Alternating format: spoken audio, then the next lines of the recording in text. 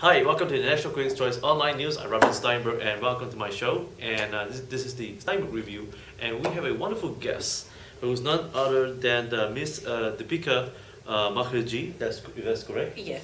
And she has launched her book, which is called Thunder Demons, and she's been a long listed for a Man Asian Literary Prize in 2009. That's amazing. I really wish I was listed by the Man Prize. Oh, I didn't win it. I know, but at least you were nominated. Yes, You I know, was. I mean, hey, it was an honor to be nominated. Yes, You know, it was, you know. Especially because Su Tong won that year. So I was on a list with, Su Tong, and that in itself felt like a big honor. Man Prize, please consider me. No, just kidding. No, please consider her.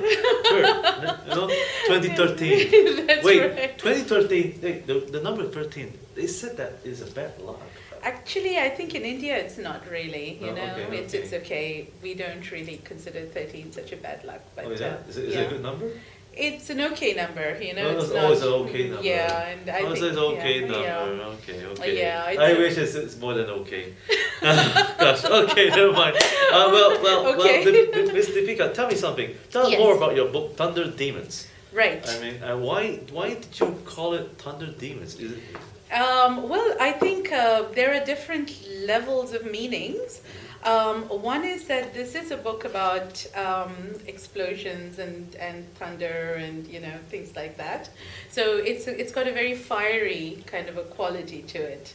But more than that, it actually comes from a myth in Malaysia, where because Stone Age people used to carve chisels and things, and it's buried under the sea.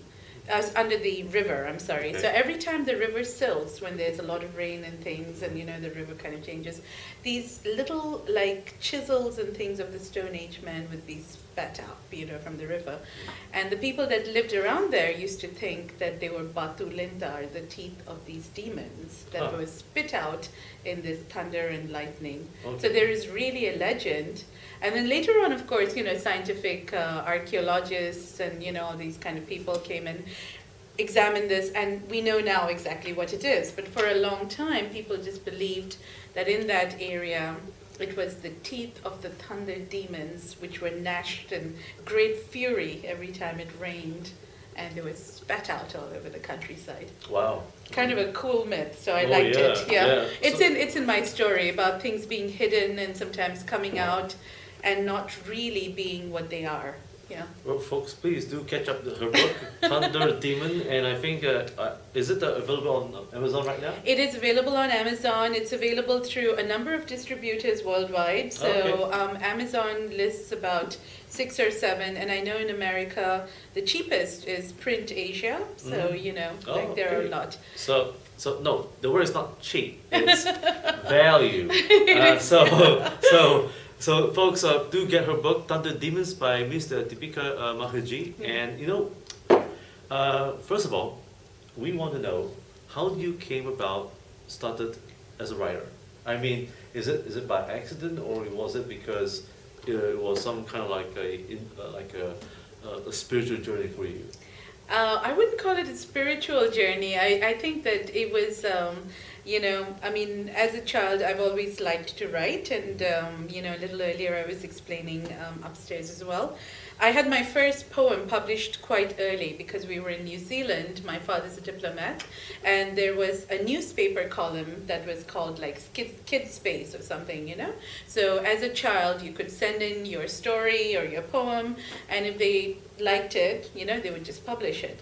So I always liked to write, and as a child I think we moved around a lot in a diplomatic household, and my writing gave me a sense of continuity, because even when I moved from one place to another, that would be something that my teachers would like, and so I could always sort of rely on my writing. So I sent in this poem to the newspapers, and they published it. And that was really the first byline I got, I opened the paper and there it was, my name and the poem. The poem was really, really bad. I mean, I don't even want to, repeat it right now. I couldn't, I don't have it memorized. But just seeing that, you get a byline and people respond to it, they read the poem and they like it. It was very addictive. Oh, it's addictive, my God. It is, because I think you sort of realize that there's something that you do that touches other people in a way that nothing else you do does. You know? Well, now what is being a writer mean to you? Because, now that you are one of the most accomplished writers, in Malaysia and elsewhere, because many ask, how did you do it? Because, and also most writers find a lot of challenge in trying to manage themselves too, Yes. And so tell us more about the art of managing themselves, Right. as a writer or artist, you call it, Right. and also the business of being an author. How important is the business mean for the author? Because many of them do not know how to handle money, or they just do not know how to manage money. Right. And lastly, is it because they need to get a proper artist management? Well, I do have an agent, but I think, the agent part is not important. I think if you really want to be a writer and you consider yourself a writer, first of all, what you really need to do is find the self-discipline to continue to write at a pace that is regular. Now, obviously, for me, I travel a lot. I work in different countries. So there are times, like right now, I just came from Bangkok. I'm going to be in Singapore for 4 days. Then I go to Malaysia, and I won't be writing for about maybe a month. But then when I am home, I try to keep to a very regular schedule where I am writing for at least about 2 hours, and very often marketing, like kind of tracing where I have submitted stuff and following up, and that for another, 2 hours as well. Now, my academic schedule doesn't always allow me to do that, but I think what helped me was I kind of gave up writing in my 20s, because what happened was I moved to Texas with a graduate fellowship to do my PhD. And that was in sociolinguistics. And I also had 2 children in my 20s. So by the time I was 29, I had 2 boys, and I finished my PhD finally. So my 20s, I had no time to do any creative writing. I was very busy with all this. So I think what I learned in my 20s, though, was that kind of discipline where I could have children and finish a dissertation manuscript, at the same time. So I knew how important it was to do things regularly. So when I did start to write in my 30s, my dissertation was over, and I took that time that I had, to kind of start doing writing at a regular level as well. And I think that, now I teach creative writing at times. I talk to wannabe writers, and I think the biggest difference between people who are wannabe writers and who actually make it is just this kind of continued, constant perseverance. And if you read like Malcolm Gladwell in Outliers, he says that it takes 10,000 hours of anything to become good at it, which is about 10 years. And that is so true. You really need to keep at it regularly. And at first, you're going to be writing a lot of rubbish. But even that is important, to get all that rubbish outside, just vomit it out. Oh, wow. And then the good stuff starts to appear. But I think you've got to give yourself that time to fail, but not give up. So have you failed before? Oh, yes. I mean, I still, 2009 was kind of a watershed year for me, because I got longlisted for the Man Asia. My poetry book was published in Canada. It's called The Palimpsest of Exile. I won a flash fiction, thing, and I thought, oh, I'm a god, nothing I do will go wrong. I was so wrong. I still get rejected all the time, Oh, wow. So you submit stuff, it's not good enough for the, some journal, or it's not what they're looking for, you get rejected. And, writing, as in any creative endeavor, is about accepting the rejections and learning from them and moving on. if you can't do this, if the heat is too high for you, you do need to get out of the kitchen, because it's constantly a state of, of anxiety about whether you're good enough, or whether you will ever be good enough, or whether you're just really a fake that's had a flash in the pan. A fake. Wow, that's a very strong word. Now, tell us, about censorship. What are your views on censorship? Because many writers find themselves in a lot of trouble in trying to express themselves, and found themselves being rejected even by policymakers across the board, saying that, oh, because your book said something that we don't want, or you've written something that is too explicit or whatsoever. Now, how can an artist overcome those issues? Right. Should they stick to it, to their original artistic flair, or should they make those changes and compromise? I believe that the world is now big enough to take all kinds of voices. And Thunder Demons, as you know, I mean, because I've discussed it, is a very political, socio-political novel about Malaysia. It does touch on controversial issues, which is why I was not, my Malaysian publisher kind of backed off, and none of the Singaporean publishers have picked it up, even though the story is obviously very Malaysian and of interest to this region. So when I started kind of marketing it really in about 2009, right after the Man Asia, I got an agent, because then there was a flurry of interest. But what I started to realize very quickly is that Southeast Asia was perhaps, the publishers here were not willing to take a risk on a book that was controversial. So one person in Singapore suggested I cut back on the politics and make it more of just a love story, but I didn't want to do that. And so I took it to India, and there were 3 publishers who were interested. And finally I went with the one that I did publish with, because it was run by a very young entrepreneurial woman, and I really felt that I wanted to give her a book, that she could also work with, because she was starting out. And she also, did not want a lot of edits. Penguin showed some interest, but they wanted more edits, and it would, again, with the big publishers, the thing is that you have a long backlog. So sometimes they can't publish it for 2 years or maybe even 3 years after you submit. And I didn't want this story to get old, because it is about Malaysia today. So I just went with this publisher, and I'm very happy with that choice. So you chose to self-publish as well? No, I've never self-published. I do not think that self-publishing is a good idea, frankly. Well, why? Because I think self-publishing takes you out of a lot of these, competitive kind of prizes and things, which bring prestige.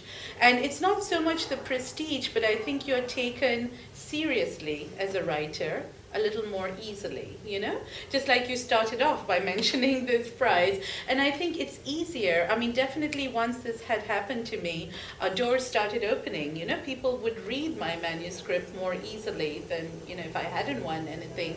So I think that perhaps if you self-publish, there is so much material out there, and especially now, if you have a Kindle, I don't know, you get so much free stuff, but it's badly edited. Some of the stories are unreadable. So I think, of course, it's not that there aren't any breakthrough stories, like 50 Shades of Grey, for example, is a self-published, great success story, but I think they are in the minority.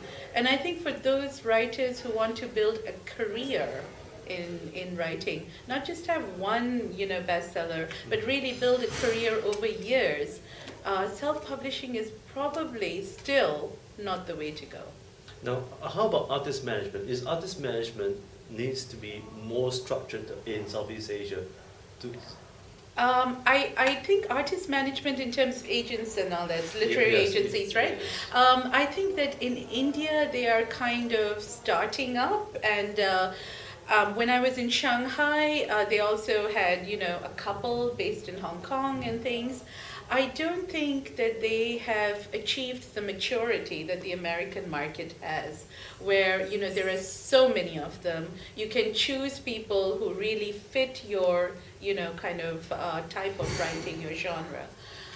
In India, I think most agents charge a fee. And in the US, if an agent does charge a fee, then it's considered kind of like a scam, you know? Like, I mean, they prey on people who are desperate. Usually, you know, an agent would not charge a fee to read it, and an agent does not charge a fee until he or she sells your book, and then they make a commission from it. So that is in their interest. In India, still, because of the large number of people who want to get published and the large number of writers, agencies, I have a very good friend who runs one of these agencies, they feel they can't keep up with the submissions, so sometimes just to cut down on the number, they charge fees.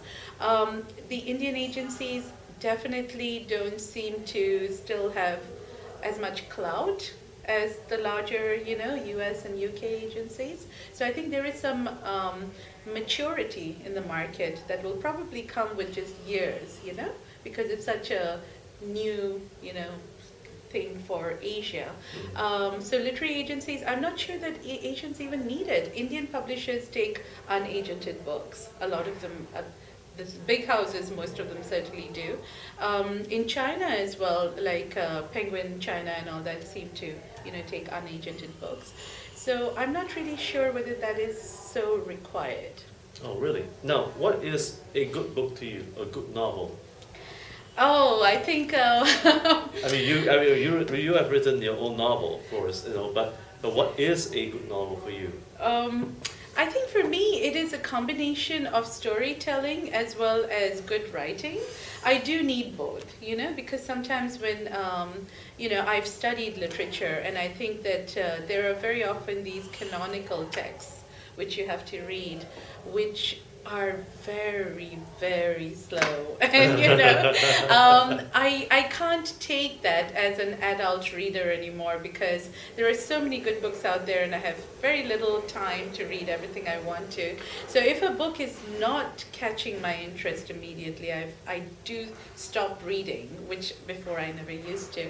I'll just give you an example. One of my favorite authors is Amitabh Ghosh. And I really enjoyed his books like The Glass Palace, and I enjoyed The Hungry Tide is my favorite, I think, book.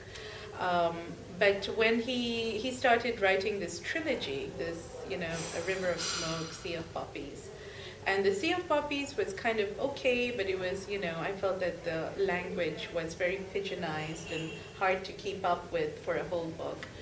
And in The River of Smoke, I just could not get through. It was just too tedious. So even though I have really loved his work in the past, I think for a writer to keep my attention now, it's not just a history. I'm really looking for a certain readability. I love the work of Vikram Chandra, who won a Commonwealth Prize for Love and Longing in Bombay, and then after that, you know, he's gone on to write bigger things. I love Alice Munro as a short story writer. I think she's brilliant, yeah. I love E.S. Byatt, although her work is literary fiction, but you know, I just feel that she's got this wonderful way with words. So I read quite widely. I read whatever I can get my hands on. Mm-hmm. What was your last book that you've read so far? I'm right now reading Narcopolis by Jeet Thayil, which was shortlisted for the Booker. And then, you know, and again, you know, I think it's a very edgy, new kind of a book and things. Let me see, the last book that I actually, you know, I've got like 4 books on my bedside table all the time. That's nice. No, it's just, yeah. Is that your lifestyle? It pretty much is, because, you know, I know that after I finish Jeet Thayil's, I'm going to start on Tan Tuan Eng's, you know, Booker shortlisted thing as well. And then I'm just going to go through them. I'm a voracious reader, and especially with the Kindle, it's become so easy to always have a book with you. So I think, yeah, I mean, I read pretty much. Oh, I think the last book that I actually finished was Mindy Kaling's autobiography. Do you know her? She's in The Office. Okay. Like the, yeah. So she just wrote an autobiography about how other people, the title is something like Other People Are Having Fun Without Her. It's kind of cute. It's a story about an Asian woman making it on American TV. Wow. Now, what do you see right now, the business of art moving forward, do you think that Asia is going to continue to evolve, and they're going to put in place structures where there will be artist management in place, publicists, and so forth? Do you foresee that in Malaysia and elsewhere? I definitely do. I'm not. I think Malaysia is probably the kind of perhaps the least kind of mature of these. Like for instance, I think even in Singapore there is a lot of sort of government, help for the arts and things. Malaysia is very sort of dichotomized into language and writing. I think they need to sort of maybe address that first, because if you're an English writer in Malaysia, there's a different way that you're looked at, as opposed to, let's say, being a Malay writer or being a Chinese writer. Whereas I think Singapore is leveling the field a little bit better. Like, I was just in Bangkok for the Southeast Asia Awards, and that was won by Su Chen Kristen Lim, and she is, a Singaporean citizen now of Malaysian, heritage. And I think it's a very well-deserved kind of an award for her. But anyway, to get back to this age, I think as this whole market matures and more people do buy books, and India, for example, is a huge market, China is a huge market, you will have more management. I have no doubt about that. Now, do you think that there'll be the emergence of ebook? What do you think about the concept of ebook? Do you think that published books will still survive? Yes. I think ebooks are great. I really don't have a problem with them. I don't tend to read like books that well, what I'm saying is that it's very easy to download something on Kindle and not worry too much about whether it's a good book or a bad book. But if I know that there's a fantastic book that just came out, I would probably buy a paper copy of it. Because books that I want to keep, I buy paper copies.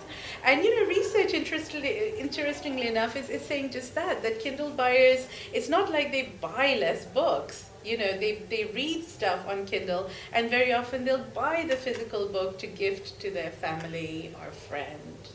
And so I don't think that it's killing the industry.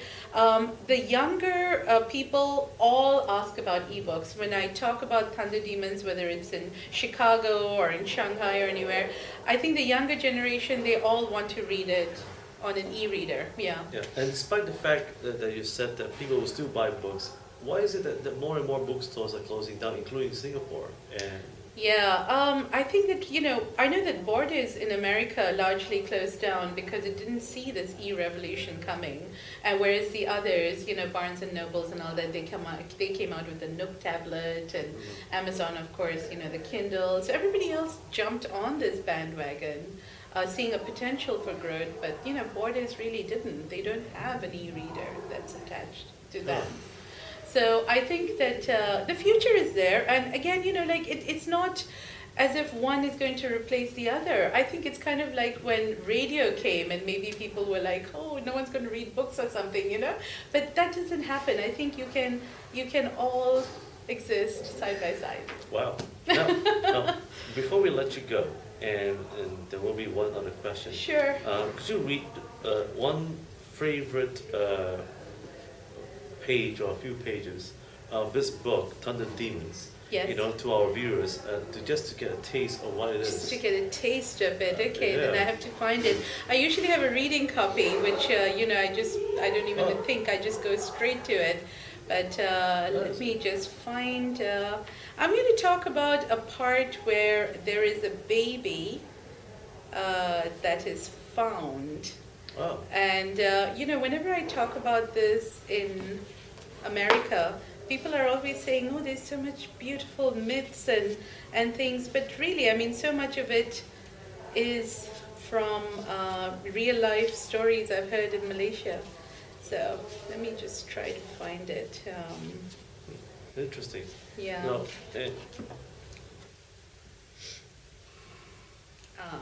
Yes, here it is, page 98.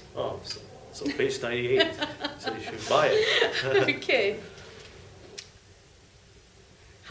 people deal with the loss of a child, surely the most terrible grief on earth. When I lost my firstborn, a son, I couldn't see it as a celebration of cosmic renewal. Just as a body sheds its clothes, so the soul sheds its body to take on a new one. The soul is timeless, infinite. What use was such Vedic wisdom in the face of intolerable grief? I think I lost my mind. I knew what I had to do, and I did it every day. I set the table for the child and fed his portrait the food, and with every morsel I reiterated my grief. My home became a museum as his gaze peered out from every wall, a macabre wallpaper that covered every bit of space. I sang to the child, I scolded him, all with a passion that left me spent. Until the day Shanti came out of the mists of a turbulent monsoon morning. This was at dawn when I was visiting the grave of my child by the sea. We, too, have our immaculate conceptions. In Malay folklore, rich with the animism of tree spirits and water wizards and bolster ghosts, long before Islam and the suppression of things originally Malay, there were spirits called toyals. These little beings were stillborns, exhumed in the dead hours of the night and brought back to life with incantations and the sacrificial blood of a pure white rooster. Emerging out of graveyards, they had to be whisked into genie bottles so that they could work their black magic, masked by the scent of incense to cover the smell of death. I had heard about these beings, for in Malaya the spirits have as much presence as mortals. Houses are haunted, ghosts rise from graves shrouded in their death cloth, and thieves still use black magic to put a spell on a home. So when my Malay friend Siti offered me a toil, I clutched at the lifeline.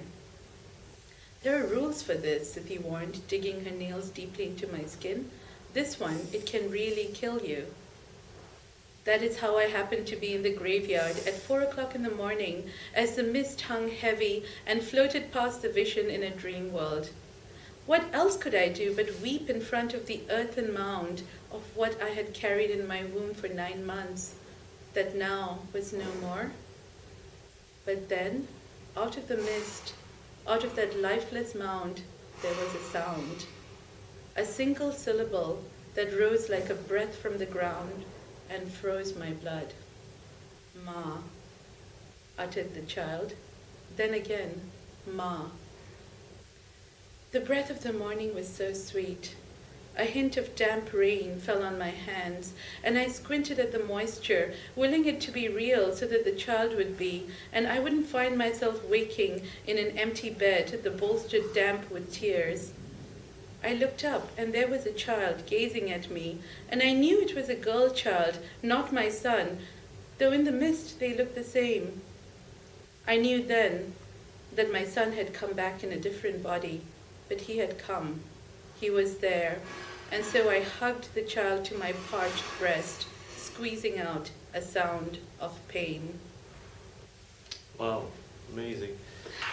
Now, before we let you go and end the program, what would be your 3 key advice for aspiring writers who are looking for publishers to publish a book and wanting to succeed in life?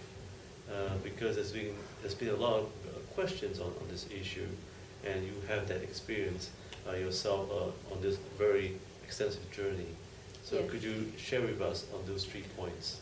I think in terms of succeeding in writing, my biggest rule would be just persevere, because the road will get very bad, and expect that, just keep going, stick to some sort of a regular time to write, so that you do it regularly. It doesn't have to be every single day, but at least, 4 times a week, 2 times a week, whatever you can, because the other thing that I tell people is that the muse, if it knows where to find you, because you're sitting on that chair every single day at a certain time, it will be easier for the muse to find you. The muse doesn't go around the world finding you as you're wondering about doing other things. So I think that kind of a regularity and a discipline is very important, that I do not think can be substituted by anything else that I, in my personal experience, know about.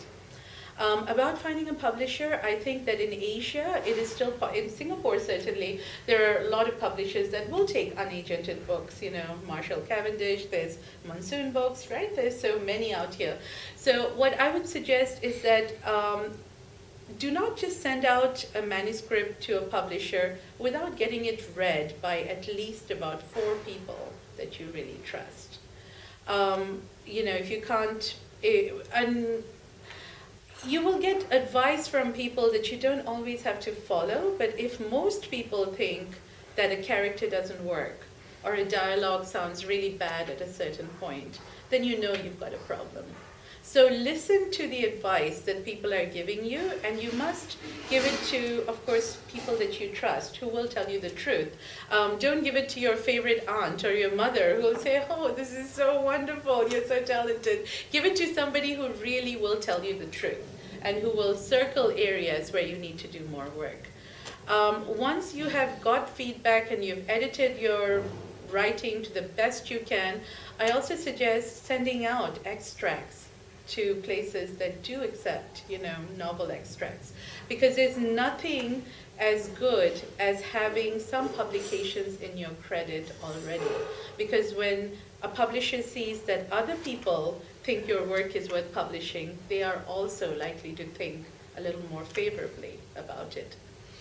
Similarly, winning any sort of a prize. So I think build up a sort of a footprint as a writer, so that you are seen as taking it as a career and you take it seriously. And then submit. But then you have to be absolutely